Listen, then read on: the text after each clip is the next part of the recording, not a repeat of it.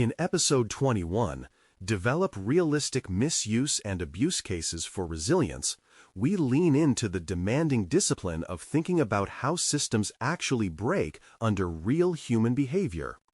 The emphasis here is on anticipating failure modes before attackers or stressed insiders discover them for you, and on treating that anticipation as a normal part of design rather than a special crisis exercise. When you work this way, resilience stops being a vague aspiration and becomes something you can describe in concrete stories about how things go wrong. Those stories, in turn, give you a way to test, measure, and improve your environment with more precision. The goal is to make misuse and abuse cases feel like a natural tool that you reach for whenever you design or review a system. A realistic misuse or abuse case always starts by paying attention to people rather than components or data flows. The first move is to identify the primary actors who can meaningfully influence your system under both normal and stressed conditions. These actors include everyday users trying to get work done, support staff under time pressure, administrators with broad permissions, and external adversaries seeking advantage. For each one, you want to understand their goals, incentives, and constraints, because those forces shape the shortcuts they will consider. When you map these pressures to specific roles in your environment, the later scenarios grow out of reality instead of abstract threat categories. Once you have a sense of who matters and what drives them, you can begin systematically brainstorming the negative behaviors those actors might attempt. Rather than expecting creativity to appear on demand, you can lean on structured sources that spark ideas. Prior incidents inside your organization, whether they were full-blown breaches or small process failures, provide concrete examples of how intent and design gaps have already interacted. Industry case studies, external breach reports, and domain heuristics for your sector expand the pool of patterns you can reuse. Simple checklists of common misuse modes, such as privilege creep, weak override controls, or brittle error handling, help ensure you do not overlook obvious cases. The next step is to translate these raw threat ideas into clear misuse and abuse case narratives that others can read and challenge.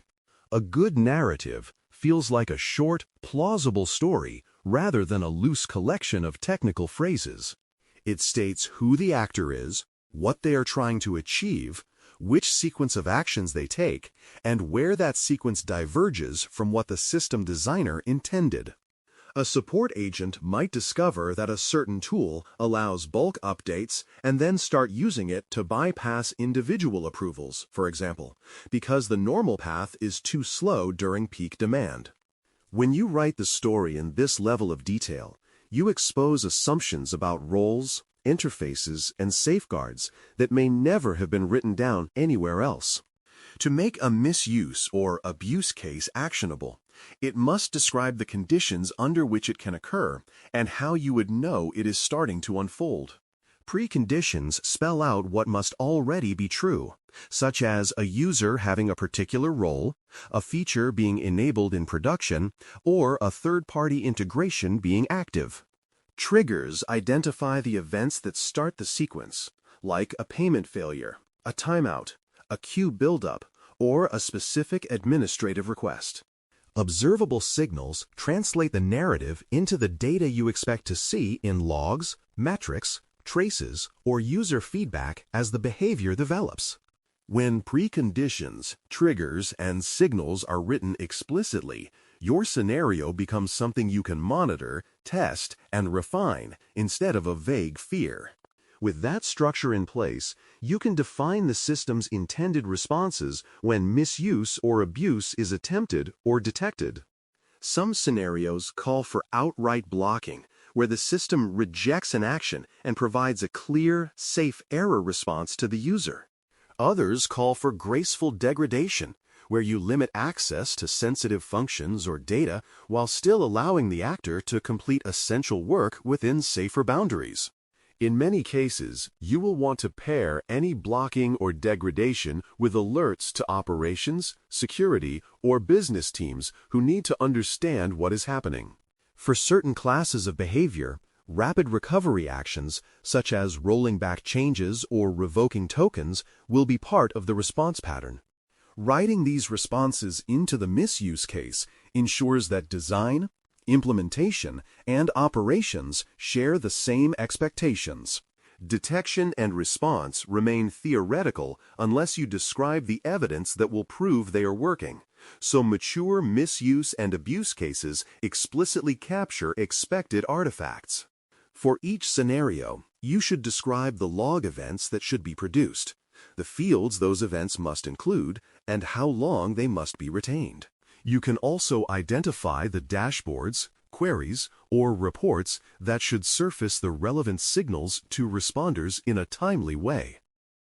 Operational artifacts such as tickets, chat transcripts, or manual approvals may also be relevant, especially when human decision-making is part of the response. When the evidence story is spelled out, assessors can later verify not only that controls exist, but that they leave a traceable trail from behavior to visibility to action. To link these cases into your broader assurance program, each misuse or abuse scenario should map directly to requirements, controls, and acceptance criteria. A given story might support confidentiality goals by preventing unauthorized data access, or integrity goals by limiting risky bulk changes to transactional records. It may rely on access control structures, monitoring and logging control families, or incident response capabilities that manage communication and escalation. Documenting these connections helps stakeholders see where one scenario provides coverage across several requirements and where gaps remain. When you then derive acceptance criteria from this mapping, such as detection time targets or maximum tolerated exposure, you create a direct line from narrative to measurable outcomes. Of course, not all misuse or abuse cases are created equal, so you need a disciplined way to decide where to focus attention.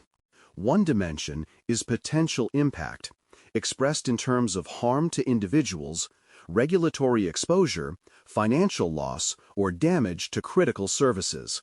Another is exploitability, which combines technical feasibility with the likelihood that an actor will attempt the behavior given their incentives and capabilities. A third dimension is real operational exposure, such as how widely a feature is used, how often staff are under stress when interacting with it, and how reachable it is from less trusted environments. When you weigh scenarios across these axes, you can sort them into a practical order for design enhancements, testing, and monitoring improvements.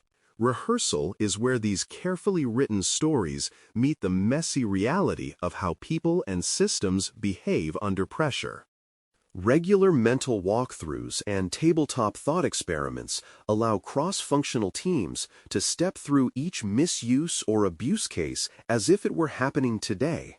Participants can talk through each step of the scenario, what the system would actually do, which alerts would fire, and how quickly the right people would become aware. These sessions often reveal blind spots, such as dependencies on a single person, undocumented recovery steps, or assumptions about data quality in logs. When rehearsals are part of normal planning and review cycles, they keep misuse cases alive and relevant instead of letting them fade into documentation archives. Because environments, technologies, and adversaries evolve, misuse and abuse cases must be treated as living artifacts rather than one-time deliverables.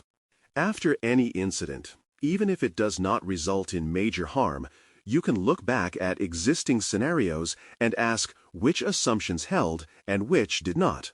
Near misses, where a scenario almost occurred or where controls worked but only barely, are especially rich sources of material for refining stories and responses. New intelligence from industry peers, regulators, or threat research can also highlight novel techniques that fit your existing actors and systems. By explicitly updating cases when reality diverges from the original narrative, you strengthen both your understanding and your future preparedness. The improvements suggested by updated misuse and abuse cases matter most when they are reflected in guardrails, coding patterns, and operational runbooks. Guardrails might take the form of architectural guidelines that discourage overly powerful internal tools without strong logging, or that require explicit approvals for certain high-risk actions.